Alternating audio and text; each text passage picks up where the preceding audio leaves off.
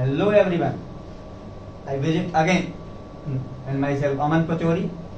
तो इसके पहले वाले लेक्चर में वान डे ग्राफ का प्रिंसिपल हो गया था और वान डे ग्राफ क्या होता है ये हो गया था, कैसा दिखता है ये भी आपने देख लिया। अब बात आती है इसकी वर्किंग मतलब ये काम कैसे करता है वान डे ग्राफ। तो इसके दो मेन हीरो हैं, पहला है ए और दूसरा है एच।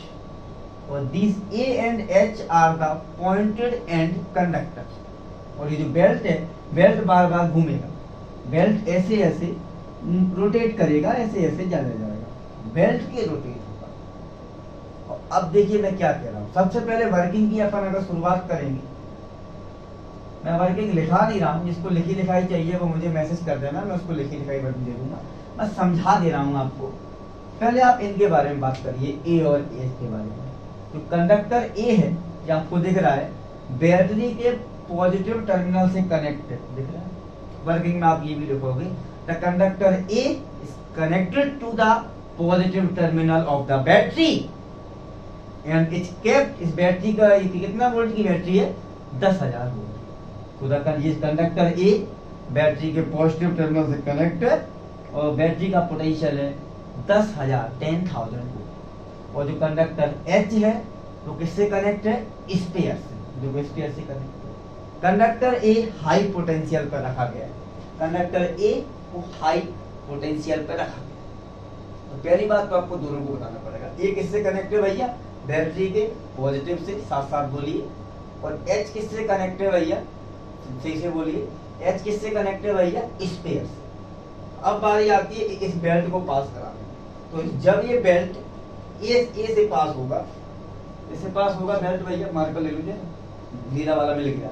जब ये बेल्ट ए से पास होगा, ये बेल्ट है, तो ये अपना कौन सा चार्ज है? पॉजिटिव। ये पॉजिटिव चार्ज ए पे, बेल्ट पे आ जाएगा। जब अपना बेल्ट ए से पास होगा तो बेल्ट पे पॉजिटिव चार्ज आ जाएगा। और जब ये बेल्ट एच से पास होगा, देखो एच के पास पॉजिटिव है, इंडक्शन होगा और नुकीले कोनों पे आ जाएगा नेगेटिव चार्ज। क्योंकि मेरी इंडक्शन की प्रोसेस होती है। जैसे मान लो ये चार्ज बॉडी है ए, इंडक्शन समझा दूं आपको। ये पॉजिटिवली चार्ज है, इसके पास अगर कोई अनचार्ज बॉडी डी रखी हुई है ना, तो आपको ये पता होता है इंडक्शन की प्रोसेस है कि दूर वाले कोने पे सेम चार्ज आता है और पास वाले कोने पे अपोजिट आता है। इसको इंडक्शन के डिस्ट्रीब्यूशन ऑफ चार्ज। तो यहाँ दोबारा लौटिए। तो जब आपका बेल्ट ए से पास होगा और ये अपना पहले से ही किस पर बैठा हुआ है? पॉजिटिव पे, तो पूरा बेल्ट कैसा हो जाएगा? Positively charge. और जब अपना बेल्ट ये एच से पास होगा, कंडक्टर एच से, इंडक्शन के कारण एच के जो पास वाला कोना है, इस पर कौन सा चार्ज आएगा? नेगेटिव। नुकीले कोनों पर नेगेटिव आएगा और पूरे स्पेयर पे कैसा चार्ज आ जाएगा? पॉजिटिव। क्योंकि इंडक्शन हुआ है ना। स्पेयर कैसा है? स्पेयर तो बहुत दूर है, अपन पढ़ के आते हैं, दूर वाले कोने पे पॉजिटिव सेम चार्ज आ रहा है, पास वाले पे नेगेटिव आ रहा है, अपोजिट आ रहा है। ठीक है भैया। अब इस नेगेटिव चार्ज के कारण बहुत स्ट्रॉन्ग इलेक्ट्रिक फील्ड बन जाएगी और आसपास की एयर आयोनाइज्ड हो जाएगी। इसीलिए इस पूरे वान डे ग्राफ जनरेटर को आयरन के चेंबर में बंद कर दिया जाता है। आयरन के चेंबर में बंद क्यों करते हैं भैया? ताकि आसपास की एयर आयोनाइज ना हो पाए। ठीक है, ये इसकी वर्किंग थी। इसको मैं दोबारा रिकैप करवा दूं एक बार। जो कंडक्टर ए है वो किससे कनेक्टेड?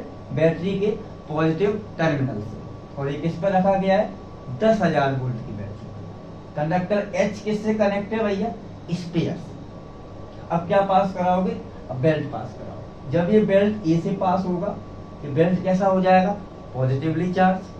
फिर जब ये बेल्ट एच से पास होगा तो एच के जो एच का जो नुकीला कोना है, पॉइंटेड एंड, इस पे नेगेटिव चार्ज आएगा और पूरे स्पेयर पे कैसा चार्ज आएगा? पॉजिटिव। इंडक्शन के कारण इस नेगेटिव चार्ज के कारण बहुत ज्यादा स्ट्रॉन्ग इलेक्ट्रिक फील्ड बन जाएगी और हमारे आसपास की एयर आयोनाइज्ड हो जाएगी। इसलिए हम इस पूरे फिगर को, इस पूरे डायग्राम को, वान डे ग्राफ जनरेटर को आयरन के चेंबर में रख देते हैं ताकि एयर आयोनाइज्ड नहीं होनी चाहिए। तो इन शॉर्ट में वर्किंग में आपको पहले इन दोनों के बारे में समझाना है, फिर आपको बेल्ट को पास करवाना है। बेल्ट पहले ए से पास होगा फिर एच से पास होगा, इंडक्शन हो जाएगा। अब आते हैं बात वांड ग्राफ के यूजेस की। अब बात आती है वांड ग्राफ के यूजेस की। वांड ग्राफ का यूज क्या है? तो वांड ग्राफ जनरेटर का यूज पॉजिटिवली चार्ज पार्टिकल को एक्सेलरेट करने में किया जाता है।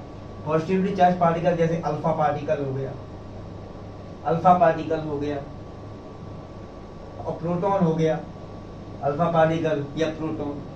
इन अल्फा पार्टिकल्स या प्रोटॉन को अगर आपको तेज करना है, तेज मतलब कैसा करना है, एक्सीलरेट, तो आपको वांड ग्राफ का यूज करना पड़ेगा।